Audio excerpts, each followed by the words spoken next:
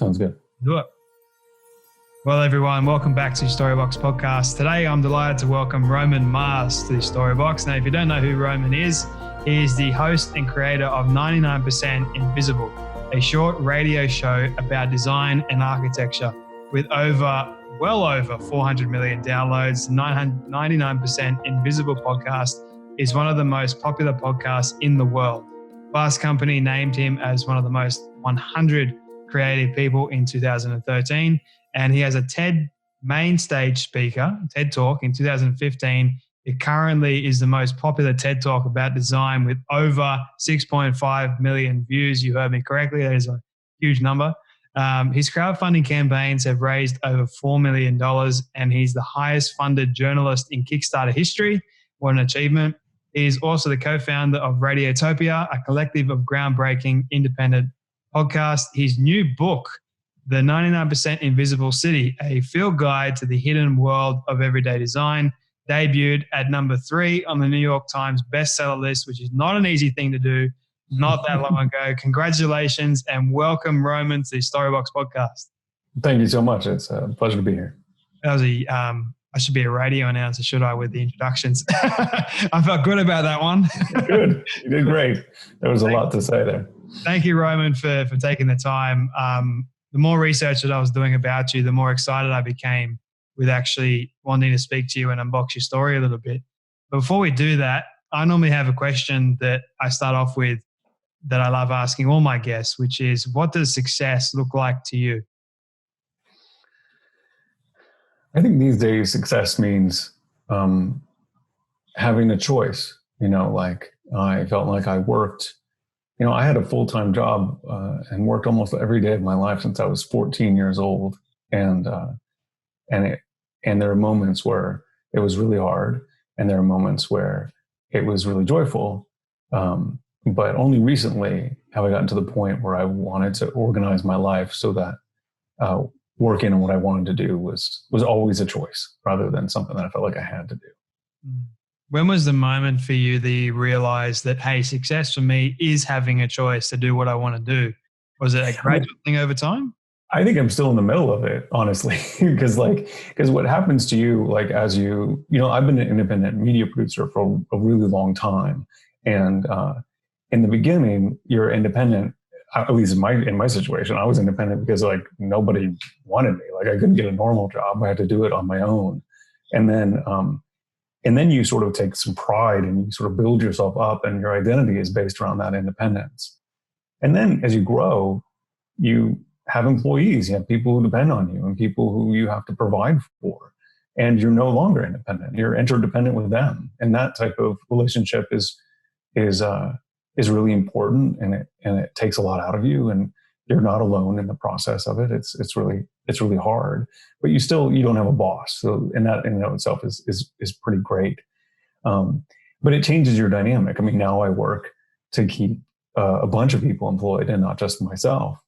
And so, so I'm always kind of looking for, getting enough ahead or figuring out how I'm going to do things so that everyone has the time and space to be the best sort of creative worker that they can be. And what I'm trying to do that is at this point, like as you're building a business, usually like I'm the last person who gets to do everything I want in terms of like the show, and because I have to do dumb things. I have to have dumb meetings. Like I have to do lots of things related to just keeping the thing going, which is not my ultimate dream. But as I see more and more of it developing, I'm just trying to find more space for all of us, including myself, to get the most out of the show and make things and be free and clear and be happy. How did the show actually begin?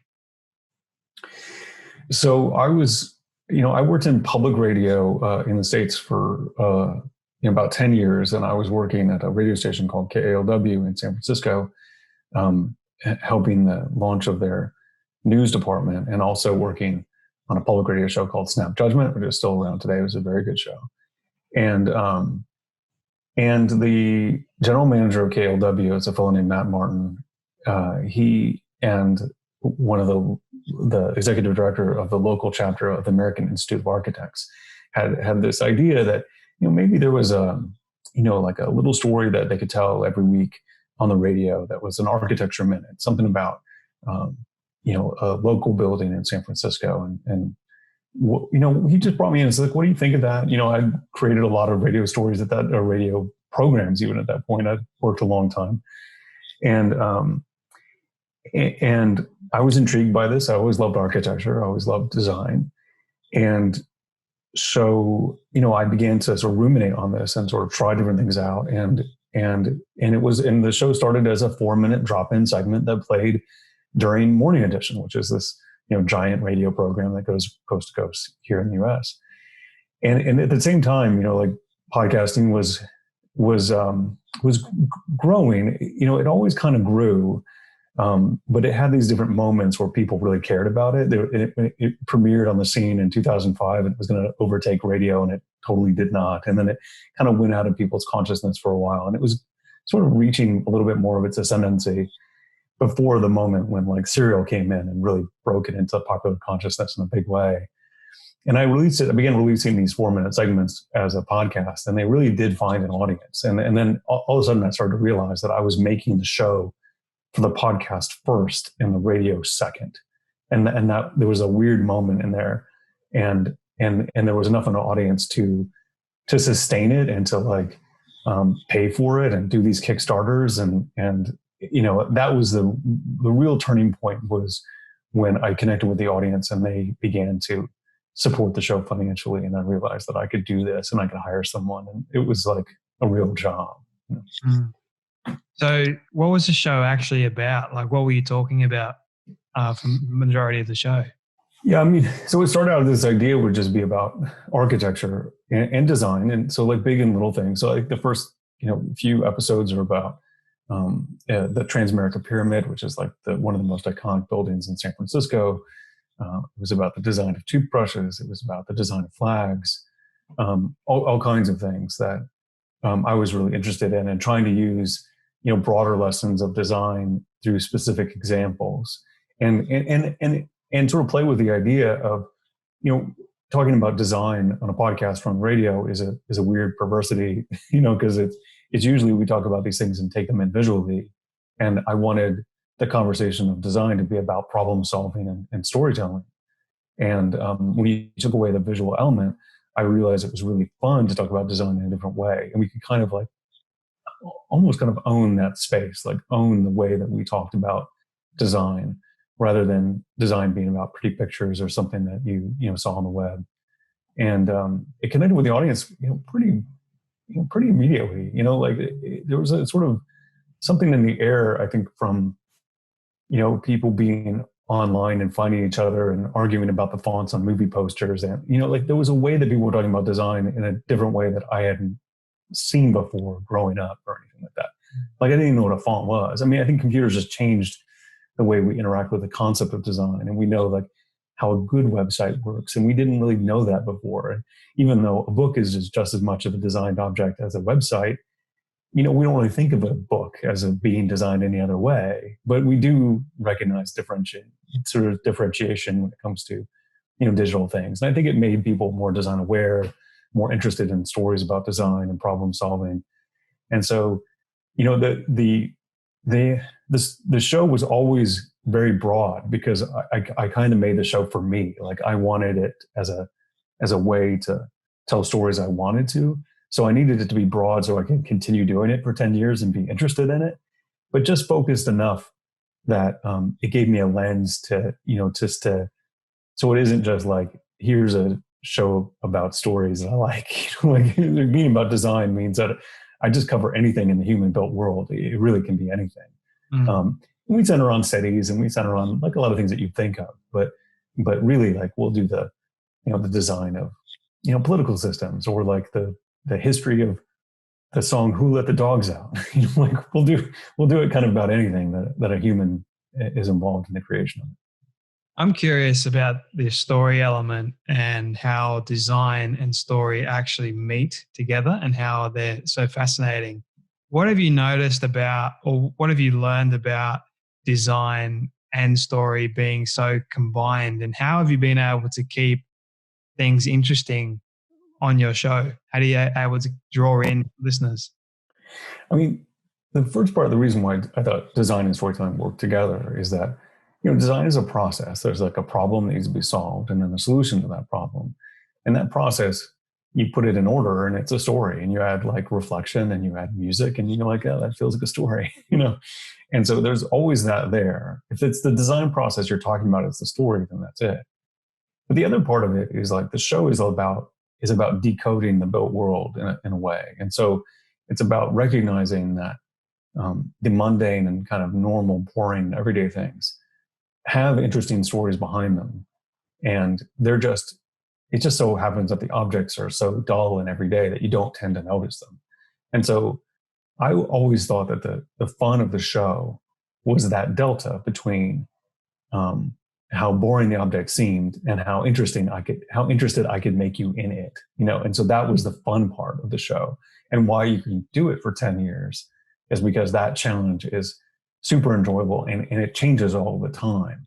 And so the show has a little bit the nature of it is that it helps you decode the world in an interesting way. So even if I'm talking about a traffic light in Syracuse, New York, that has a particular history that's odd because the green is above the red because of the Irish immigrants who live in the neighborhood don't want to see red unionist color over a green Republic color. I tell you that story, and even though that is not the traffic light that probably exists in your town, it makes you more interested in the traffic light that is. And you're like, and then you begin to think, well, actually, why is red over green all the time? Why is that? And it sort of makes the world a little bit more interesting and curious. And then you can use that toolkit to, have the world be a little more lively where you are. And I think that's usually what connects people to the stories in general. What do you love the most about stories, first and foremost? And secondly, is there a favorite story that you could share out of all the stories? I know it's probably a hard one to answer, but more or less it gave you a renewed perspective on life from that story.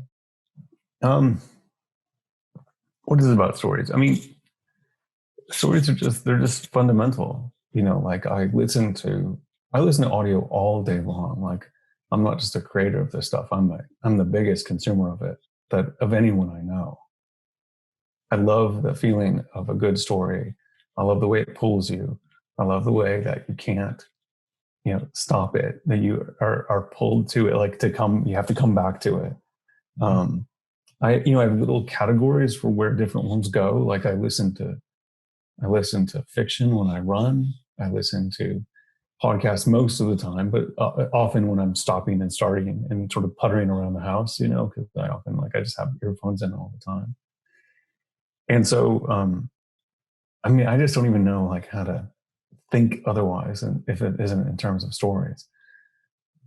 In terms of the show, or the stories I've told, one of the things that's so good about the podcast now as opposed to when it started. So it was like my fourth job. I was working on a million different shows and projects and stuff, and I just did it as a side project at night. And now 13 people work on the show. And so one of the things that's amazing about it is that I get to be a fan of my show the way I wasn't before, because you can't, like, you make things like you just hear the mistakes. You just you're like, I don't want to listen to myself all the time. But like when somebody's like bringing you stories, and I'm a huge fan of everyone who works on the show, like I just love it in a new way, and that I never did in the beginning. And so, so truly what ends up happening is like, this week I had a really hard week. And Katie Mingle, who works on my show, she's working on a series. She's been reporting the series on homelessness for almost 2 years. It's been a lot of her time. It's been a lot of work to keep it funded. It's, all kinds of things have been hard about that thing. But like, I listened to the early cut of it, and we're doing edits right now. And really, it's like my favorite thing we've ever made. Like, and I had nothing to do with it. That's what's creating a space where like people who work for you, who are better than you, to do things that are that good and like you kind of helped it happen, that's the most satisfying thing in the world. And so like I had a really rough day, and I just was when I have a good edit on a rough day, like that's the best thing to pull me out of a mood. And when I hear a story like that, and I just think, oh my God, I can't believe like we made this. Like, and it was, it's just, and so that, so that was the best thing I had recently. And I'd say like, stories that change my perspective. I mean, I think one of the ones that I'm known for, and, it's not really much of a story, but I've been kind of like interested in flags for a long time. And that's what I did the TED Talk about. And really that's one of the ones that was the first to connect with an audience in an interesting way. And it was because I lived in Chicago for a while, and Chicago has this really prominent city flag. And before I moved there, I didn't realize cities had flags at all. and so I kind of went on this sort of search of like, well, why have I never seen a city flag before? What is that about? And that led to the TED Talk about it, because as I began to examine the city flags of the world, I realized that most of them were god awful, and the reason why nobody flies them is because they're too ugly to fly. And it led to me doing this TED Talk about it, and that led to over 200 redesigns of city flags around the world. And that to me is just like this amazingly strange thing that I did based off this tiny obsession that I had way back when, that I finally turned into a radio story years and years later, and then turned into a TED Talk, and then turned into this weird movement that I had no idea would start. That TED Talk about flags kind of reminds me of Big Bang Theory, when Sheldon Cooper's got that show, Fun with Flags. Yeah. It's what's so funny about that is I'd never seen that before. And it wasn't until after I even did the TED Talk, even well after that I'd heard anything about that. I'd never seen the show, but I've seen the clips of it since then, and it's delightful. Like, I think it's so funny to me that they decided to make, somebody who's like I think he's like a physics nerd or something like that, like really into flags. It's a strange combination of choices, but to me, like, great. It's a super nerdy subject, but I totally enjoy it. What I'm curious about, what makes a good flag as opposed to a great flag, as opposed to just a terrible flag, just out of curiosity? Yeah, good ones usually there's some rules. So the basis of the story was an interview that I did with this fellow named Ted Kay, who is not a designer. He's just a flag lover. And much like the sort of music theory, which is not, was sort of like a theory based on how we like to perceive music in the Western world, based off of what classical composers did. Like, it wasn't like an idea they had and then they made it. We kind of took what they did and we sort of turned it into theory. He kind of took all the good and effective flags of the world, and he began to sort of boil it down into these design principles. And the design principles are that it uses 2 or 3 basic colors from the sort of standard color set. It doesn't have any words. It can be, perceived. It can be drawn. It's simple enough to be drawn by a child from memory. They're usually distinctive or similar for good reasons. So if you can imagine, like, the Nordic crosses of all the Scandinavian countries, they're all, these offset crosses, but they're all different colors. So, like, even though they're many of the same, they kind of fit together. And I think there's one more, but I can't do it off the top of my head. So those are the things that make a good flag. And the main thing that you need to keep in mind is that flags are seen from a distance, flapping in the wind from both sides. So whatever you would design, you have to design to keep that in mind. That's the use case for it. So instead of making something really complex, which is pretty common to put like a city seal or a crest or something on a flag, it's meant for being on paper. It's meant to be on big things. It's really not meant to be on a flag. That's often the default flag, and that's why they're often so bad. And so to design a good flag, I recommend drawing a 1 by 1.5 inch, rectangle on a piece of paper, and designing it in that space, because most likely that's about as big as you see it, from 200 yards away. And so a good flag, doesn't have writing. It doesn't have offensive symbols, of course. It has basic colors. It can be drawn from memory. It's simple. What makes a great one is a strange, and it's a good question, because then after that, it's kind of like what symbols and what sort of combinations work on you. And one of the things that's fascinating is that I did this follow-up blog post for TED about flags that break some of those basic principles, but are still really, really great. And I think often like a careful breaking of those rules makes for a great flag sometimes, like one that's like Zelenogorsk, I think is the name of it, is this like long secret town in Russia. It's from the Soviet days where it was a nuclear reactor. They sort of like refined plutonium or something, and their flag. I have a copy. I have one of them in my collection, but is a bear ripping apart an atom, which is like the best flag in the world. And it's probably too complex for a child to draw from memory. But it's so cool that you got to love it anyway. So a great flag is one that just hits you really well and you really enjoy it, and so I still think that my favorite one is probably the city of Chicago flag, which sort of awakened me to all this in the beginning. It's just the one that has the best sort of associations with me and got me going. That was going to be my next question, but you answered it for me. You got there anyway. So, Roman, I want to ask you, or move the conversation forward a little bit, about your writing and your new book, The 99% Invisible City. What inspired you to write that book? What is that book really about, for those people that want to know? Sure. So the book is this, it uses some of the tropes of a field guide. It's a collection of stories about the objects you would see in a city. And so the joke of it is, rather than one of these travel guides to like, oh, I'm going to go to Sydney, here's the travel guide to Sydney. It's like, oh, I'm going to a city, here's the field guide to the city, like any city. And it kind of is a field guide to any and every city. It tells the most interesting stories that we can find of everyday objects and designs. And the main reason why it was, like I love doing a podcast. I love telling stories in audio. Writing a book was not natural or easy, but Kurt Kolstad, who's the co-author, is the digital director of 99% Invisible, and he writes a lot of the web articles for our show.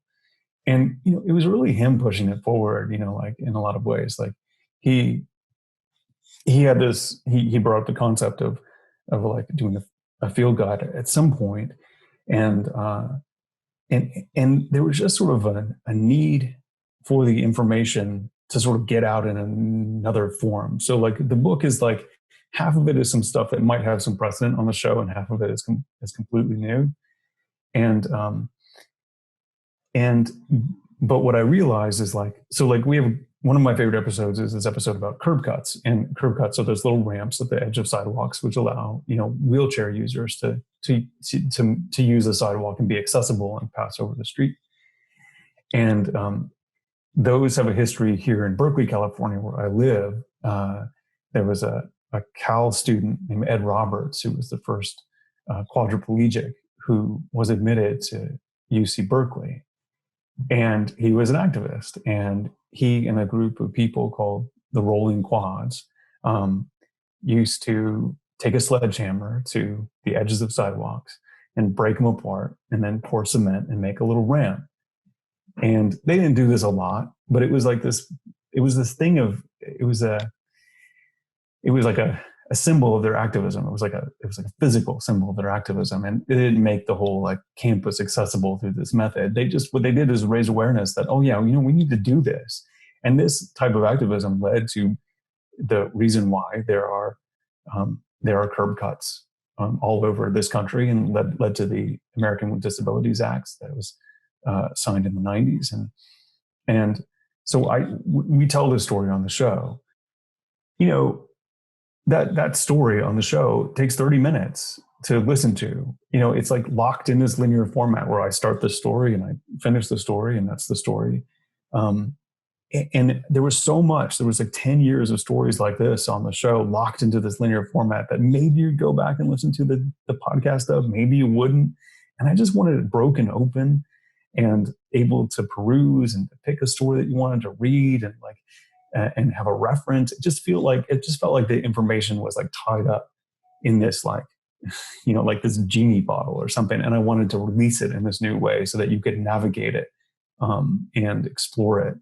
And that's what the 99% of Visible City is. It's this guide to all the interesting stories about the everyday things in every city in the world. And we use examples from all over the world to tell these stories. And it was super fun to put together. It was super hard. I cannot tell you how hard it was. Like, I mean, like, a person who writes a book will tell you that the hardest thing to do is to write a book and have this 3-year long deadline to do a thing.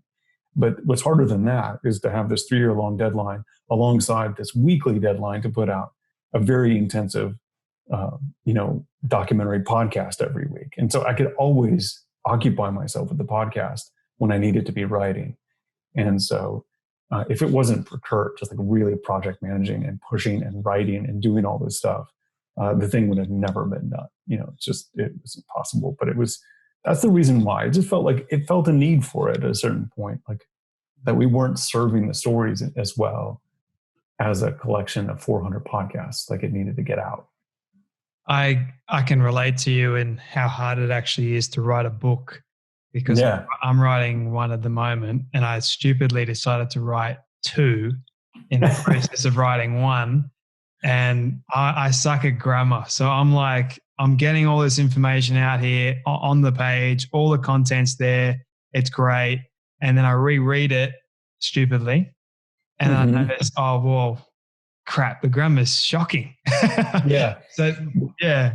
I mean, the thing, it's going to depend on your style, but like, I really recommend you just write and not pay attention to the grammar for a little while. And then you have you have an editor and you have people that you trust to help clean it up, because we are the same situation.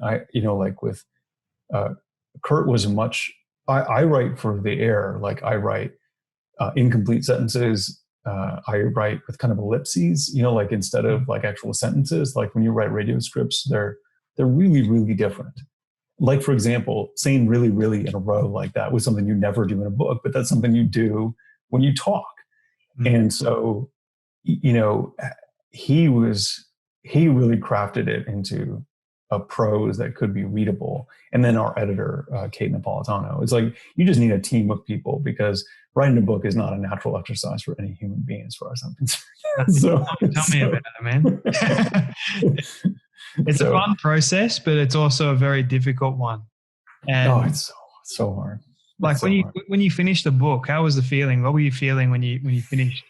Everything was so hectic, and I always had another deadline, and I always had something to do, that it never felt like anything. Like, the moment it felt done was I was sitting here, and the book had already been I'd gotten the first like hard copies of the book, and it was across the table from me, and I was like, that thing's beautiful. Like, I like it. And it took me time, because in the beginning, like I was sending it to I have some friends and colleagues who write books and are famous. And one of the things you have to do when you write a book is you have to like send it to them and ask them to write good things about it. So it sells, and like, I remember writing him. I wrote John Green, the author of like Fault in Our Stars. And he's a pretty famous young adult author. And I knew he was a fan of the show, and we're friendly. And when I wrote him about it, I just said, well, I know it got a star review in Kirkus, but other than that, I can't tell you if it's good or bad. But if you could check it out, I'd appreciate it. Like, you just have no concept of it. And my guess for you is, when you're done writing your book, you will have no idea if it's good or bad in any way, shape, or form. And it'll take you like a really long time to get a sense of it, and other people's feedback and stuff like that. But as I was putting it took me until it was really done to sort of get a sense of it and realize that people were into it and it was working. And then I had to read the audiobook, and that actually helped me again, like have it all together and go like, oh, okay, this is working. I can see how this is working.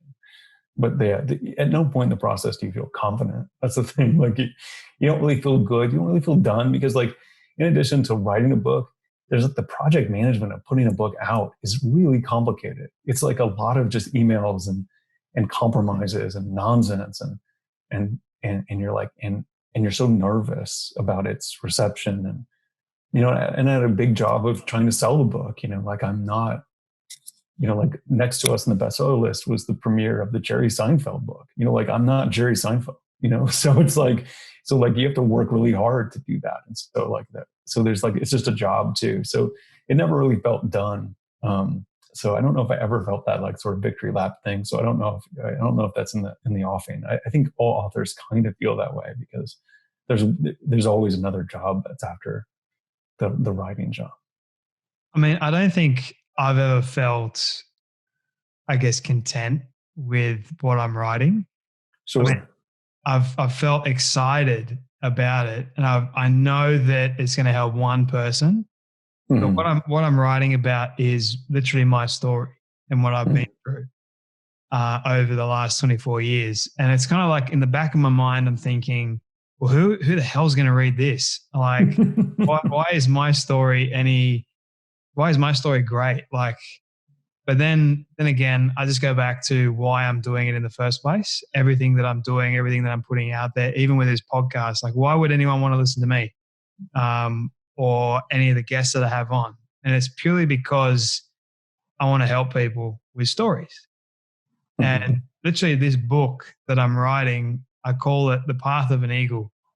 And the eagle is like my spirit animal. And I based the book off a few moments in my life that have sort of challenged me, given me perspective, have sort of just been crazy in many sense.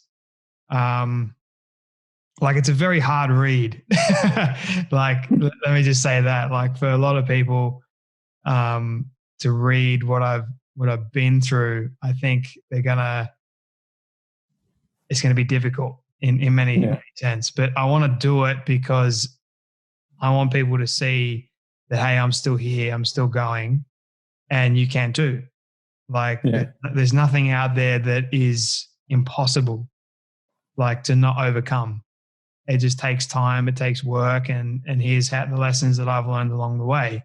But I guess going back to you, Roman, and your book, why did you decide to call it the 99% and not the 100%? What is the name? I mean, it's the name of the show. So like 99% Invisible is the name of the podcast.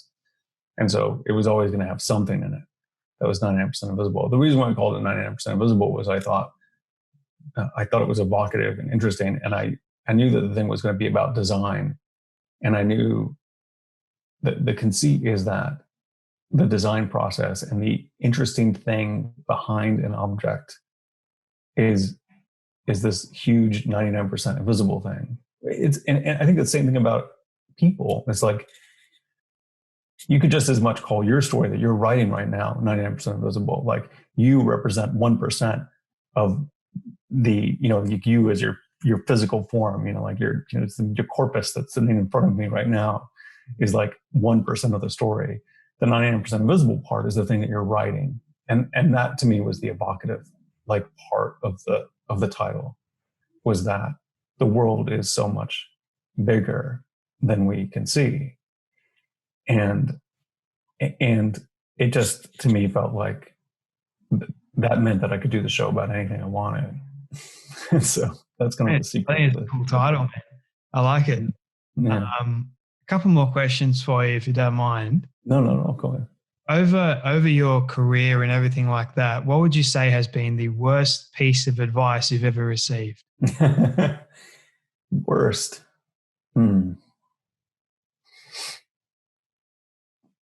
I don't know. I didn't have a lot of mentors, honestly, and it's.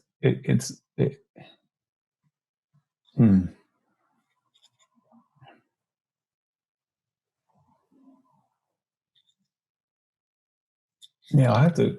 I don't know if I'm gonna have a good answer for you there. I'll have the things that I came up with on my own,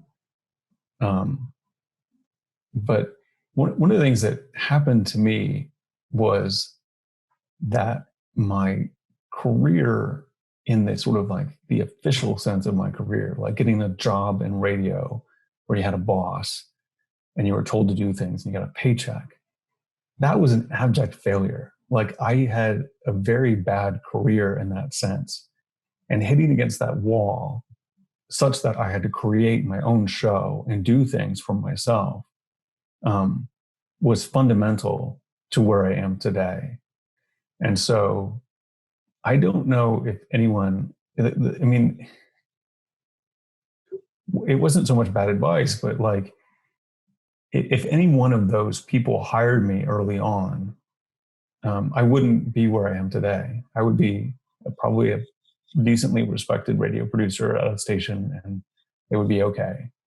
Um, so maybe it was sort of the overall advice that I had to go through that system, that I had to do an internship and had to be an assistant producer and had to, rather than just make my own show.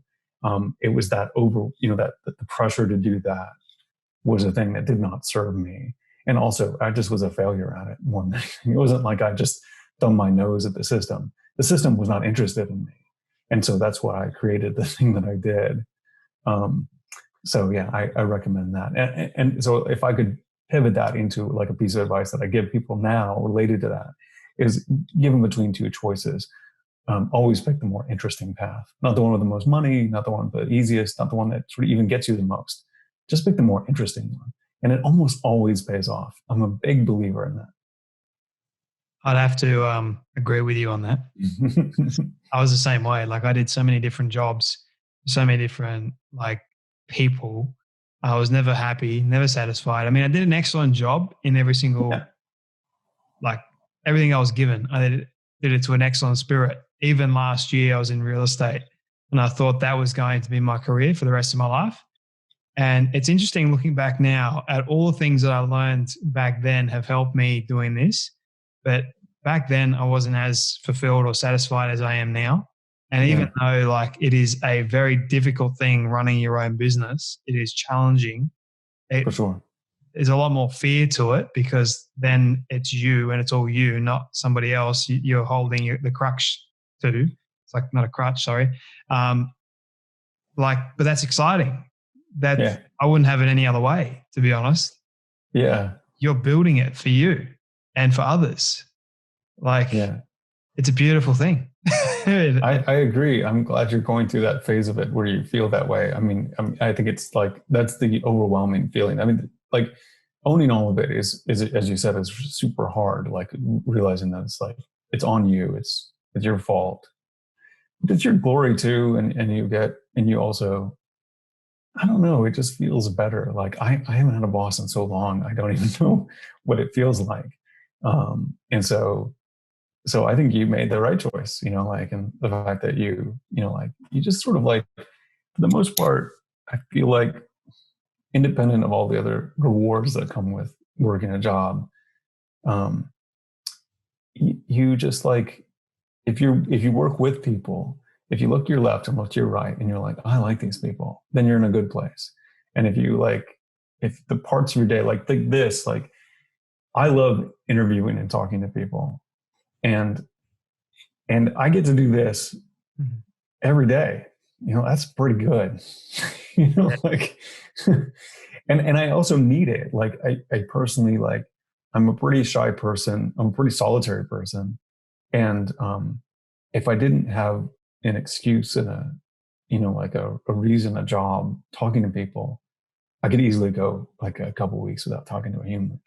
And so it's really important to me in my life to have something like this in it, because it helps me take in the world when I can really close myself off to it.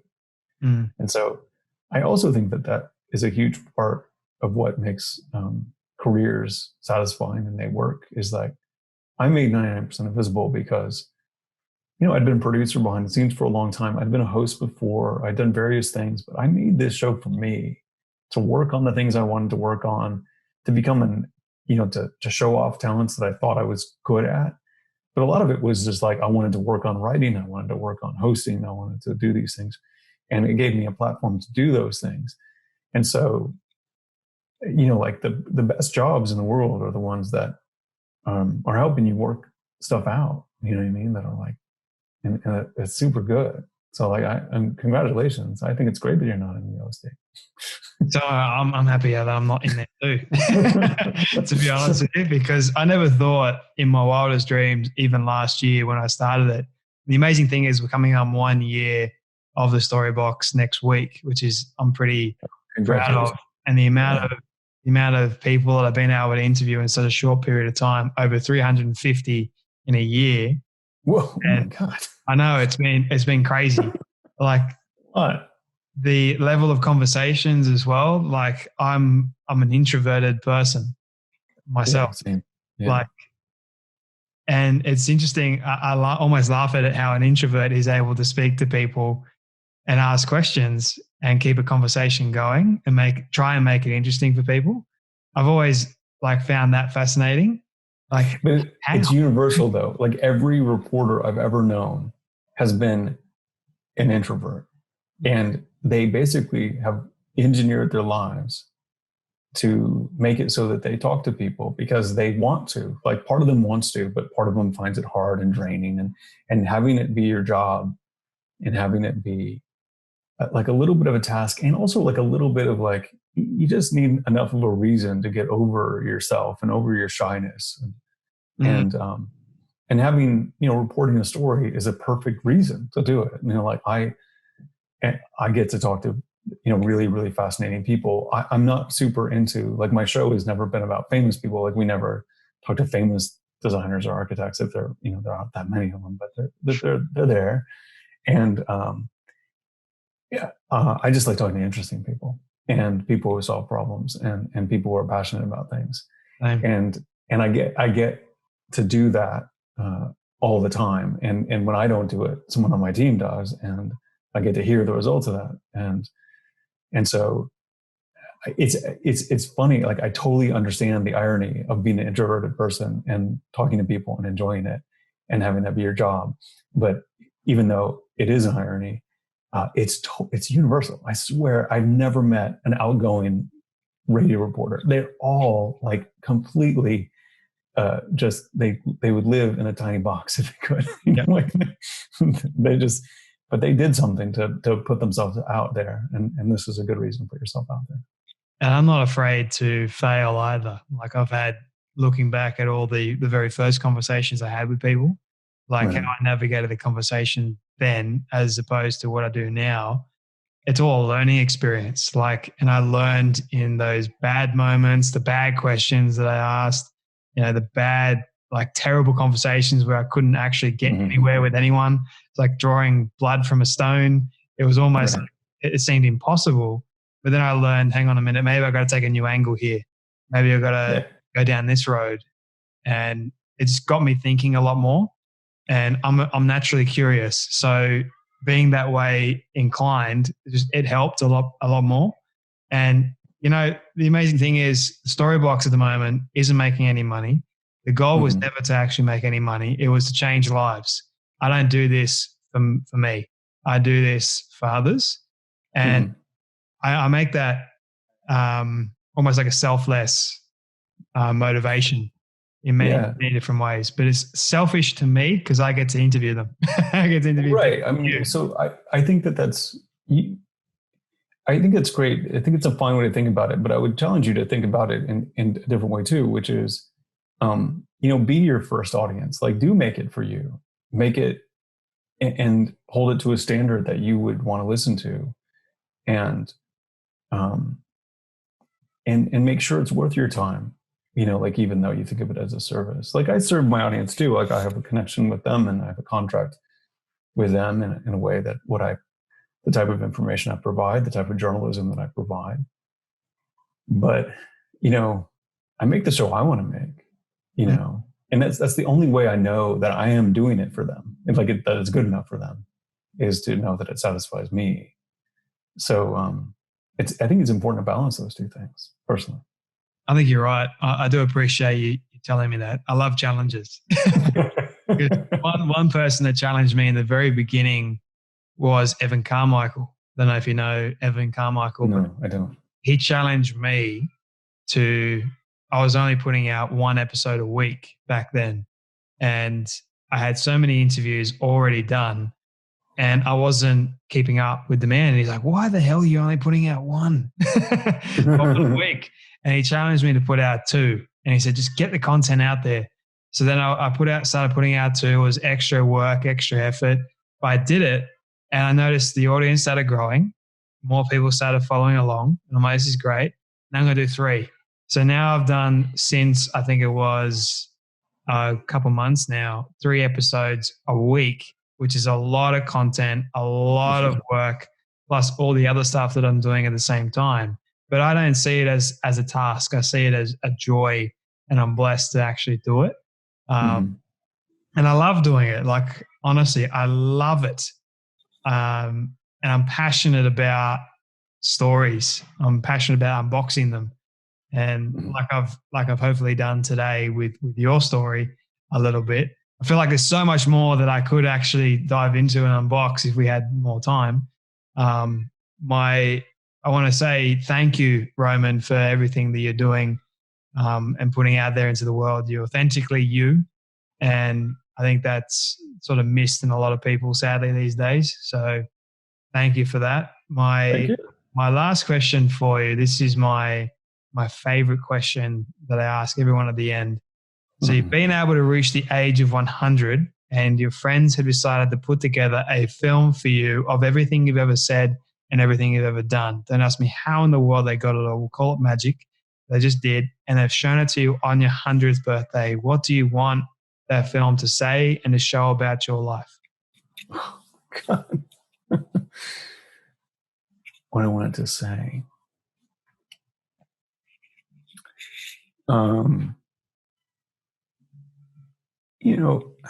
I think overall, I wanted to be thought of as kind and fair, and that I created opportunities for a lot of people. I don't know if there's anything I don't really remember the things I say all that much.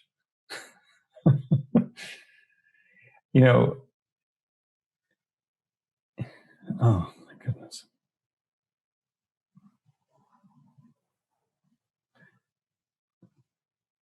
I mean, this job is pretty solitary a lot of the time, and but like Radiotopia is this collective of podcasts that I helped found. I never set it up as a company. I always set it up that everyone owned their own work and we just work collectively. And sometimes I think about that choice a lot and think about how much we sort of generated together, rather than created into sort of a company that was sort of VC backed and became, had where ownership was taken away.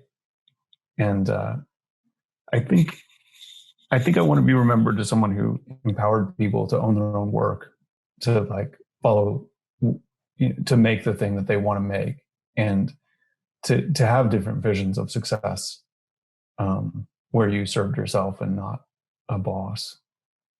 And then in the end, it was just fair and kind, and that's really kind of it. And I hope my kids think of me as a good father. I think that's the other one that's a huge thing for me. And that's kind of all I can really think of. Oh, I love it, man. It's got me thinking. I love that. I love the choice aspect, because that's really my thing too. Yeah. Is sharing that you do have a choice in life. You've been given an amazing gift. Totally. And make sure you're measuring your success for you and not against someone else. Make sure you're on, don't just climb a ladder, climb the right ladder. I think is really important. The other thing, my main piece of advice I tell people when they ask me about things, and this is sort of outside of the scope of it, but I tell this people a lot, so maybe this would be in the movie of 100 years, is I remember when I was learning to play guitar, and I was 19 and I felt old to play guitar. It was just hard to think about today, but I felt too old to learn. And I had a guitar teacher who said to me, if you work really hard and practice, you know how old you'll be when you're a master of the guitar, the way you want to be? And I said, no. And he said, well, the same age you'll be if you don't. And so you're never too late to do anything. And so I really believe in that, of just like working to make your life the way you want it, because no one's going to provide it for you. You want to make it, you go do it yourself. Exactly.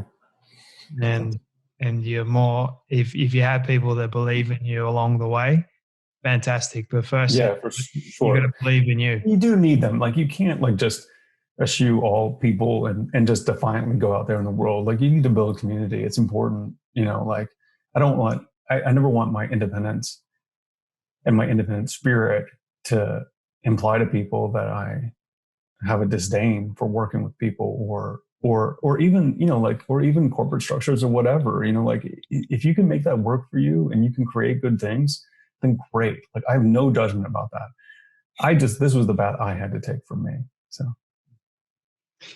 I've really enjoyed this conversation, Roman. Thank you so much for your time, man. Where can people find you and connect with you and learn more about you? Sure. The podcast is called 99% Invisible. You can find it at 99pi.org. The book is called The 99% Invisible City, a field guide to the hidden world of everyday design. I'm on Twitter at Roman Mars. You can find me. You got a lot of Twitter followers, unnoticed. Yeah, I got a few. A few, 119,000. That's more than a few. Yeah, but the show, we download, it's like 6 or 8 million a month, so we have a big audience. And so so they find me on Twitter, and they find like a different side of me on Twitter. I can get pretty salty on Twitter, but each thing serves its own audience. So. That's good, man. Well, I'll make sure that's all in the show notes below. But Roman Mars, thank you so much for your time, Thank you. Your story, and for coming on the Storybox podcast. It was my pleasure to be here. Thank you so much.